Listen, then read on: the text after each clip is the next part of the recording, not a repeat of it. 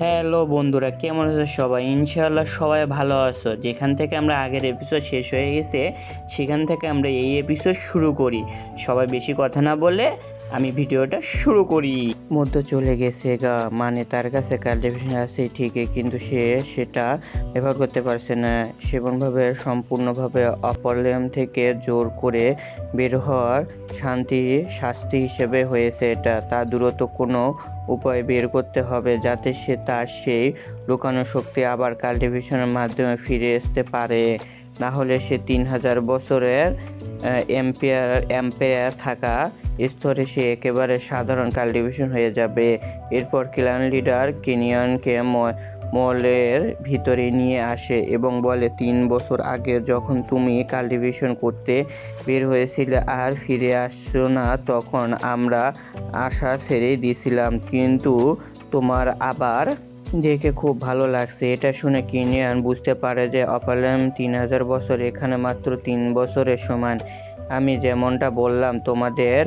তারপর লিডার বলে, তোমাদের প্র্যাকটিস আর মিন কারণ হবে এবং মার গার্লফ্রেন্ডের মানে নাচির চক্র, এর বাইরে নাচির চক্র, এসব জায়গার নারীর চক্র আছে। যাই হোক, লিডার বলেন, তোমাদের প্যান্ডেলস আর ও কার সম্পূর্ণ তার 3 বছর ধরে নেই, বিকজ তার কোথাও গেছে কেউ জানে না। শুধু যাওয়ার সময় আগের ময়েল ভিতরে আমি একটা টোকেন পেয়েছিলাম। কিনান টোকেনটা দেখে বলে, এটা যে মেটেরিয়ালের দিয়ে তৈরি সেটা হ্যাভেনলি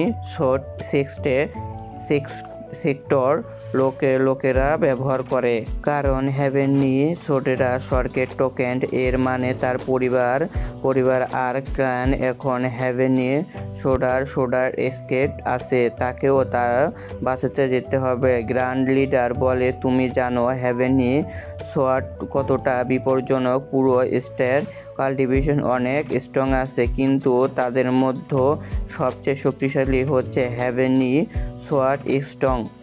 তাদের অবস্থান এমন জায়গা যে কেউ ঠিকমতো জানলেই তা না কোথাও আছে। তখন কিনিয়ন বলে, আমাকে চিন্তা করতে হবে না, আমার পরিবারও বাঁচাতে হলে আমাকে সেই সেক্টর খুঁজতে বের করতেই হবে। আমি খুঁজতে বের করব এবং তাদের বাঁচাতে হবে। তখন কিংয়াম মনে মনে ভাবে, যদি কাউকে আর আমার প্যান্ডেনের সাথে থাকে তাহলে তারা নিরাপদ, কারণ কাউয়ান অনেক স্ট্রং, সে তার প্রোটেক্ট করতে পারে। তাই আমাদের প্যান্ডেন নিয়ে চিন্তা করা কোনো দরকার নেই এখন। কিন্তু তারা তার কাল্টিভেশন ফিয়ারের আনার উপর খুঁজে বের করবেন, কারণ হ্যাভেন সব সেটের সাথে লড়াই করতে অনেক বেশি শক্তি প্রয়োজন। ঠিক তখনই সেখানে 4 জন এল্ডার এসে পৌঁছায়। তাদের ফোরটোলাটার বলা হয়, তারা সবসময় একসাথে থাকে। তার কিনোয়া দেখে বলে, অবশেষে তুমি ফিরে এসেছো, আর এত বড় খবর আমাদের আগে জানাওনি। আমাদের যদি জানতাম তাহলে তোমাদের জন্য বড় একটা পার্টি আয়োজন করতাম। এখন এগুলো কিনিয়ান হেসে বলে, এখন তো দেরি হয়নি, এখানে তো পার্টি করাই যায়, এখন করেন, সমস্যা কি? আর এই 4 জনের মধ্যে একজন ছিল গ্র্যান্ড এল্ডার, যার ছেলে ইয়ং কিং, যে কিংওয়ানের আঙ্কেল মারতে চেয়েছিল। কিংওয়ান গার্লন্ডের তখন বলেন, মনে হচ্ছে আপনি তখন পাঠিয়ে দেবেন যখন আপনার ছেলে ইয়ং কিং লিডার হবে, তাই না? দুঃখ, কিন্তু আপনার সে স্বপ্ন কখনো পূরণ হবে না। আমি ইয়ং কিং প্ল্যান ফেল করে দিয়েছি, সে আমার আঙ্কেলের মারতে পারেনি। তখন অনেক লিডার বলে, কিংওয়ান, তুমি ইয়ং কিং এবং বিরুদ্ধে কিছু বলতে পারো না, কারণ তুমি 3 বছর সেক্টরের বাইরে ছিলে। নিয়ম অনুসারে এখন তুমি এগুলো একজন এল্ডারের ডিসাইবল। তোমাদের কোনো অধিকার নেই যে তুমি আমাদের ব্যাপারে নাক গলাও বা কোনো কথা বলো, এবং তোমাদের সব পরিশ্রমকে নিয়ে তোমাদের শুধু একটা এডিশনারি ডিসপাইল বানানো হয়েছে, তাই চুপ করে থাকো, একটা তোমার জন্য ভালো হবে। এটা শুনে কিনোয়াং বলে, আচ্ছা খুব বুঝেছি পারছি, তোমাদের চারজন এল্ডার মিলে এই প্ল্যান করেছো যাতে আমার অনুপস্থিতিতে আমার আঙ্কেলে মেরে তার লিডার পজিশন দখল করতে পারো, ঠিক বলেছি তো? কিন্তু এটা শুনে সব এল্ডারও চুপ হয়ে যায়। এবার গার্ল্যান্ডও বলে যে ব্যাপারটার আগে ঠিক হয়ে গেছে যে আমাদের ছেলে ইয়ং কিং এই লিডার হবে, এবং এখন এটা কেউ তা থামাতে পারবে না, কারণ সে এই পজিশনে একবার মাত্র যোগ্যতা ব্যক্তি। এ কথা শুনে কিংওয়ান বলে, আমি যদি 3 বছর সবাইকে বছর থাকি, আমারও তোমাদের ও নিয়ে শেখাও ও তাদেরকে সেই নিয়ম অনুসারে আঙ্কেল ছেড়ে ওই ইয়ং জনের ও লিডার হতে পারে। সেও তো এই পজিশনের দাবিদার। অন্য লিডার তখন বলে, মনে মনে তুমি জানো না ইয়ংএনে কি করেছে? সে কোনো কাজে না, পুরো ক্লানের সমস্যা নষ্ট করে দিয়েছে। এমন একজন তুমি লিডার বানাতে চাও? এটা আসলে কিংয়াম বলেন, ও ফেল্ডার ওই ইউনিয়ন ব্যাপারে যাই হোক না, আমি নিজে ও ইউনিভার্সের করণ কিং সাবধান করে দিয়েছি, এর আগে যদি তোমার কোনো খারাপ কিছু করার চেষ্টা করো তাহলে আমার থেকে খারাপ আর কেউ হবে না। এটা শোনার পর ফিওয়াল্ডার একজন বলেন, ও তোমার কথা তো অনেক তিক্ত হয়ে গেছে, মনে হচ্ছে 3 বছর আগে হাই জামে কাল্টিভেশন করা এসেছিল, তাই না?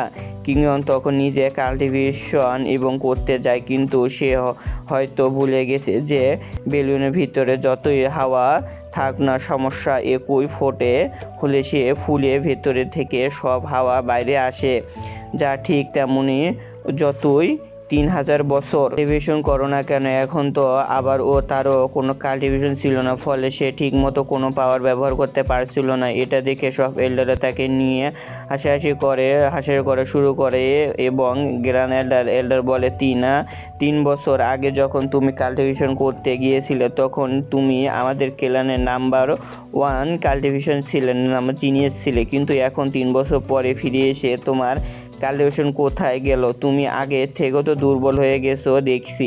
সে আরও বলে, আমার ছেলে ইয়ং কিং এখন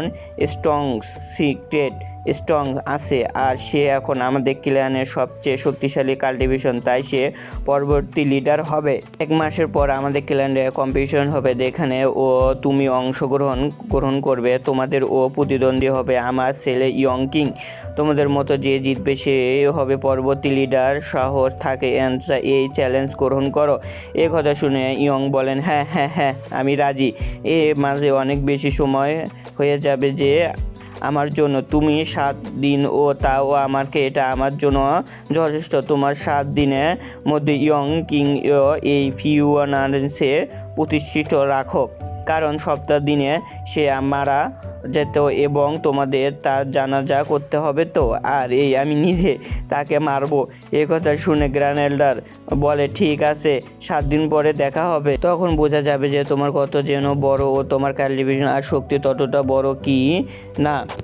এল্ডার চলে যাওয়ার পর কিনোর নিজে অতি নিজে ভাবতে থাকে, এসব বসে 3 বছর আগে যখন আমি কাল্টিভেশন করতে বের হয়েছিলাম তখন হঠাৎ আকাশ থেকে একটা পোর্টাল তৈরি হয়েছিল যেটা আমাকে অপরলেমে নিয়ে যায়।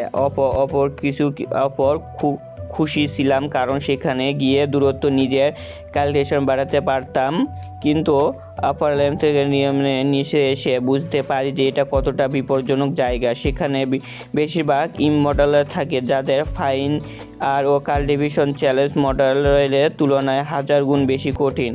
একজন সাধারণ মানুষ হয়ে সেখানে ঠিক থাকা খুব কঠিন ছিল। তো কি হয়েছে, 3000 বছর সেখানে বেঁচে থাকা এবং নিজের কাল্টিভেশন বাড়ানো। সে অনেক শক্তি কাল্টিভেশনের সাথে লড়াই করে এবং নিজের আরও শক্তিশালী করেছে। তোমাদের 3000 বছরের মধ্যে সে নিজের সীমানা ভেঙে আরও উপরে উঠে যাব। তারও আজিজ কাল্টিভেশন ইমমর্টাল রিয়েলমের সুপিরিয়র লেভেল পৌঁছে যাব। এর কারণে তাকে এম্পায়ার টাইটেলও দেওয়া হয় এবং সে আপার লিয়মে টপ এম্পায়ারের মধ্যে ছিল। সে চালিয়ে সারা জীবন অপারিয়মে থেকে যেতে পারত, কিন্তু নিজের আরও শক্তিশালী করতে পারত, কিন্তু সে তার পরিবার ছিল না আর এই কারণে সে সবসময় কষ্ট পেত, তাই সে সিদ্ধান্ত নিয়েছিল যে করে হোক আমি মডেলিয়ামে যেয়ে ফিরে যাব নিজে পরিবারের কাছে। এর জন্য সে বড় ঝুঁকি নিয়ে পোর্টালও ভেঙে ফিরেও এসেছে। পোর্টাল বার হওয়ার সে ভয়ঙ্কর বিষ তার উপর আক্রমণ করেছিল, কারণ সাধারণ কেউ অপারলিয়াম থেকে বড় নিয়মে ফিরে আসতে পারে না, কিন্তু সে নিজের প্রাণ ঝুঁকি নিয়ে সে বিষের সাথে লড়াই করে এবং ফিরে এসেছে। তবে পরোরাল ঠিকভাবে তৈরি না হওয়ার কারণে কাল্টিভেশন হারিয়ে গেছে। যদি সব ঠিকঠাক থাকতো তাহলে সে পুরো শক্তি নিয়ে ফিরে আসতে পারতো। আরে এখন সে ভাবতে আমি ফিরে আবার কাল্টিভেশন হারিয়েছি, এটা আমার জন্য ভালো হবে কি না সেটা সমান আসার পথ কথা বলা যাবে। কিন্তু যদি আমার আবার কাল্টিভেশন ফিরে পাই, তাহলে আমি এই শক্তিশালী হয়ে যাব যে পুরো মডেলিয়ামে আমার মতো আর কেউ থাকবে না। আমার কাছে অ্যাম্পায়ার আছে, আমি খুব কম সময়ের মধ্যে আমার সব কাল্টিভেশন আবার ফিরে পেতে পারি। এরপর আমরা ইউনিজিয়ানকে দেখি সে বসে মদ খাচ্ছিল। তখন কিংইয়ং তার কাছে এসে ইউনিজিয়ানকে তাকে দেখে বলে, কিংইয়ং, তুমি কি ফিরে এসেছো? তাই তোমাদের দেখার জন্য আমি কতটা অপেক্ষা করছি। তোমার দেখে খুব ভালো লাগছে। কিংইয়ং তাকে ভালো করে দেখে বুঝে একটা হাতের সমস্যা, তার ডিভাইস ও কন্ডিশনার নেই। সে বুঝে যায় যে সাথে খুব খারাপ কিছু হয়েছে। হয়তো সে 3 বছরের মধ্যে। সে বলে, কে করেছে তোমার এই অবস্থা? শুধু খালি একবার বলো, শুধু নামটা একবার বলো, আমি তাকে ওই পৃথিবী থেকে মুছে দেব। এই কথা শুনে ইয়ঞ্জিং বলে, কিছু করো না, কিছুই করতে হবে না তুমি এটা পারবে না। তুমি যতই প্রতিশোধ নিতে চাও আমাদের ফ্যামিলির, ততই ধ্বংস হবে। কিংইয়ং ভাবে ইউনুজিয়ান এখানে আগের মতো আছে। ছোটোবেলায় থেকে যখন তারও টেনশন হতো, সে শুধু মদ খেয়ে কষ্ট ভুল হতো, কারণ তার সাথে শেয়ার করার মতো কেউ ছিল না। তখন কিংইয়ং আবার বলে, চিন্তা করো না ভাই, আমি ফিরে আসছি। এর সাথে এই এপিসোডটা শেষ। তোমরা পরের এপিসোড দেখার জন্য সবাই লাইক সাবস্ক্রাইব করো, আমার পাশে থাকো।